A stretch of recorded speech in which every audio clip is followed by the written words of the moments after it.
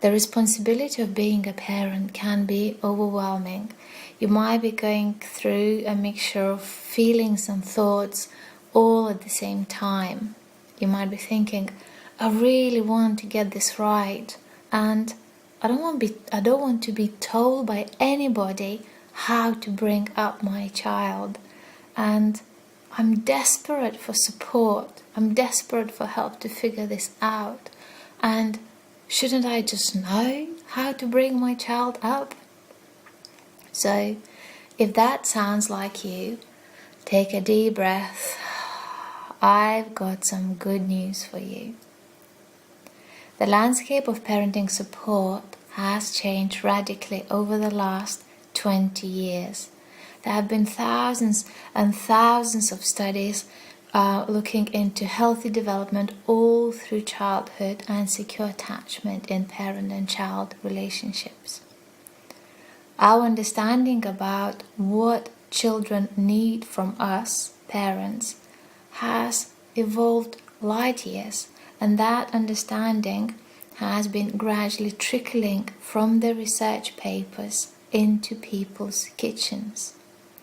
So, no wonder that our generation of parents is more aware of the responsibility that we carry as parents, and also about what our children need to be well-adjusted, emotionally secure people. So, I believe that we question our parenting more, and we are ready, willing and able, and most importantly, we are better supported to grow our parenting skill set. And at the same time, there is an overwhelming amount of parenting information available right at your fingertips. Articles, blog posts, radio shows, books, your siblings, your parents, your fellow parents, like we're literally swimming in the sea of information. So I decided to record this video to help you make sense of it all and help you choose what works for you. So I'm going to break it down to 3 layers. There are 3 layers of depth to any parenting issue, and I will talk about each layer in detail and what parenting support covers that particular layer. And to make it more tangible and to help you get a good grasp of each layer, I will use an example of bedtime struggle.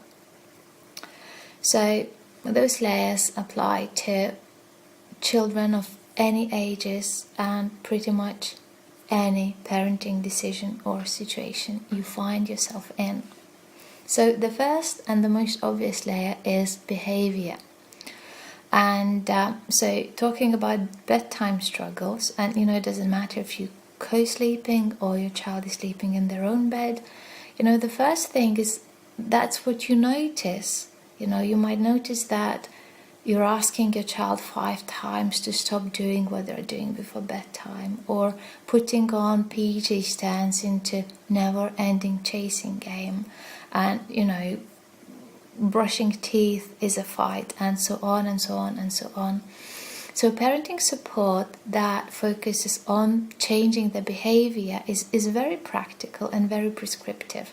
You hear advice like, make sure you start your bedtime routine no later than that hour. Have very consistent bedtime routine. Make sure that first you do A, and then you do B, and then you do C. So you might find a particular recipe that works for you, and when you use it, you can navigate the bedtime in a way that works both for you and your child. Great, you achieved the result that you wanted. But you can also find that whatever recipe you are following, the end result is still the same bedtime struggle. And if that is the case, the next place to look at is your child's emotions. So that is level 2, emotions. And it's helpful to understand the emotions because your child's behavior is driven by emotions. So when your child is feeling happy, content, settled, secure, you just breeze through the day and it's easy and smooth. And the difficult behavior, and especially recurring difficult behavior, is your child's way of saying, there is something I need from you, and I need you to do something about it. And the tricky thing is that there is no recipe there, because the same difficult behavior can be a messenger for all sorts of emotional needs that your child is asking to be met. So let's have a look at our bedtime example. And I came up with 3 possible scenarios. So A, it could be that your child did not feel enough connection with you through the day, and they're trying to sort of hold on to you to top up their cup before they're ready to let go and drift off to sleep. Or B, your child might be overwhelmed with all the information and stimulation that they absorb through the day, and they can't yet wind themselves down and calm themselves down themselves to be able to go to sleep, and they are asking for some help to regulate and calm down. Or C, your child might be asking for boundaries. Setting age-appropriate, kind, clear, consistent boundaries is a very important part in raising secure, well-adjusted child. Boundaries help your child feel safe. And if they don't know where those boundaries are, trust me, they will go great lengths to discover and to check where they really are. So parenting support on this level will help you to understand what is the emotional source of the bedtime struggle, and would empower you to meet that particular emotional need. So if you realize that, for example, your child is asking for a boundary, then the next step for you would be to understand why this boundary is so important for your child. And you would get to decide where to draw that line, and you would learn to communicate lovingly and confidently, both verbally and non-verbally, that this boundary is there, and you can trust it to stay there. You would know that you can expect a reaction from your child to that boundary. Initially it can be anger, frustration, disappointment, hate, and you would know how to stay connected with your child in those big feelings, create a safe space for them whilst holding that boundary. So, just a few tips about setting boundaries there. But you might be able to hear this information, take it in, then go back, practice, and after a period of adjustment, get to the place where you are really happy and your child is happy with how the bedtimes are going. But also you might have had very difficult experience just now. As soon as I said boundaries, inside you might have gone, I don't want to hear anything about it, and you kind of just checked out, and and everything that I said pretty much just went straight over your head, and you're still not sure where to start. Or you might be somewhere in the middle. We kind of listen and say, okay, yeah, kind of makes sense, sounds good. And then when you go and try implement it at your next bedtime, you just feel confused, it doesn't work, and you feel like you're back at the square one. So to make sense of what is going on for you there, we need to go into the third layer, and which is your early experience of being parented.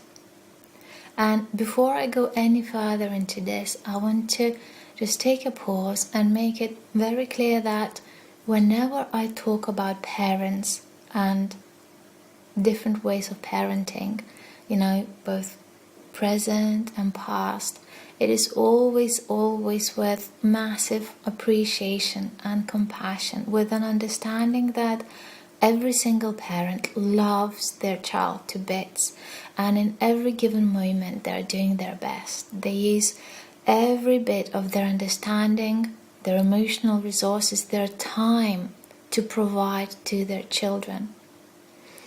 And sometimes it works and sometimes it doesn't work quite so well. And if you want to get in touch with how you really want to parent your child and make it your day-to-day reality, we need to be able to talk about the pleasant, the painful, and everything in between. A lot of what you know about parenting you have learned in your first few years simply by absorbing the way you were parented yourself.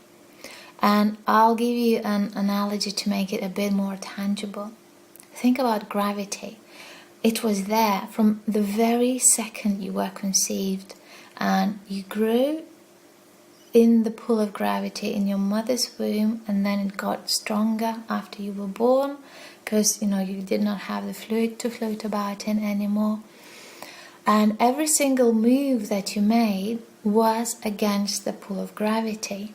So this is how you learn to move and to function, and very likely it's something that it never crossed your mind to question it until one day a friend or a physics teacher or a parent told you, you know what, there are actually environments with zero gravity and you can just float about and can go into as much detail as you like into it. And it's just kind of a bit of a mind explosion to think about that, it can be like the experience can be so totally different.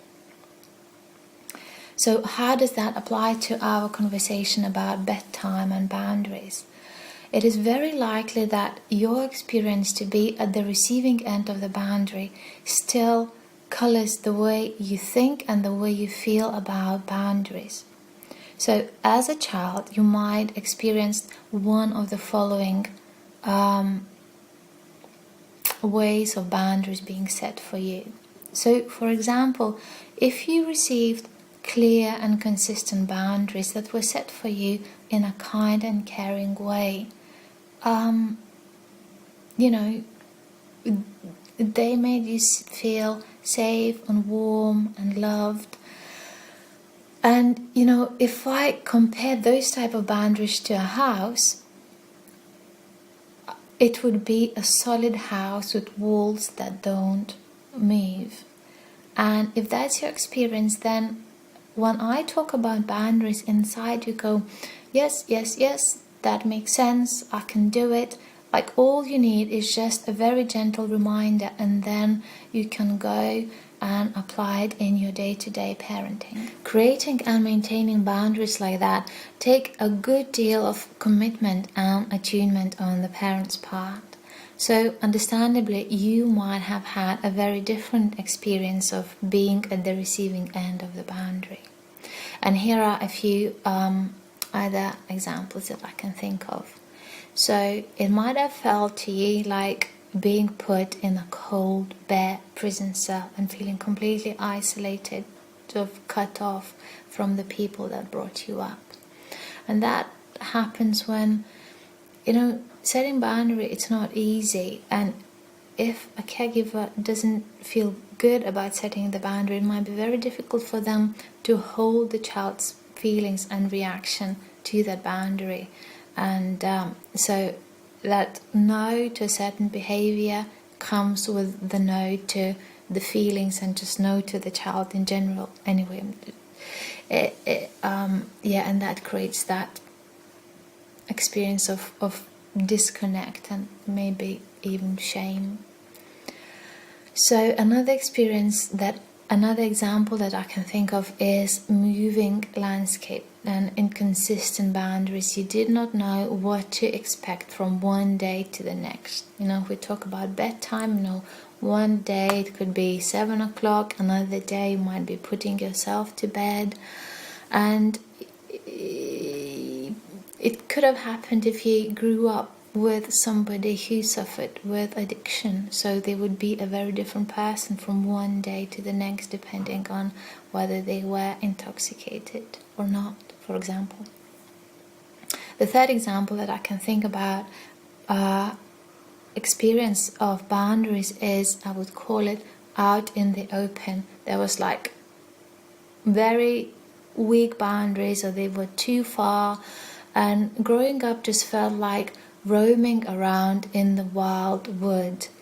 And whilst at the time it might feel good and cool to have that freedom, but deep down inside it left you wondering, like, is there anybody that actually really cares about me? If you can identify with any of the above three situations, you might still feel the same way, just like we don't question the gravity. So when I say boundaries, this is the experience that comes up for you, and this is what you hear.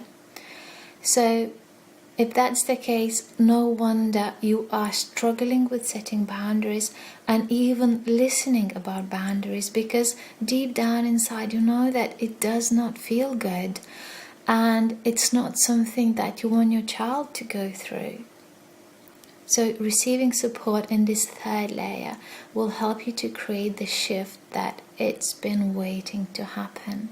And once you've addressed that, it's likely that you will feel like you have reclaimed a part of you that has been trapped in the past, and you have arrived more fully into the present, and you are in a much better place to do what needs to be done than on the emotions and the behavior layers, and get to where you want to be. Enjoy those cozy and snuggly bedtimes with your child that do not last forever. I hope it helps you to see how those three levels, behavior, current emotions, and past experiences, are present in every single parenting situation. And I believe that it's important that parents have access to support in all of those three layers, and that's what I aim to provide to my clients. So if you have a parenting issue that you need support with, do get in touch to book your free initial consultation.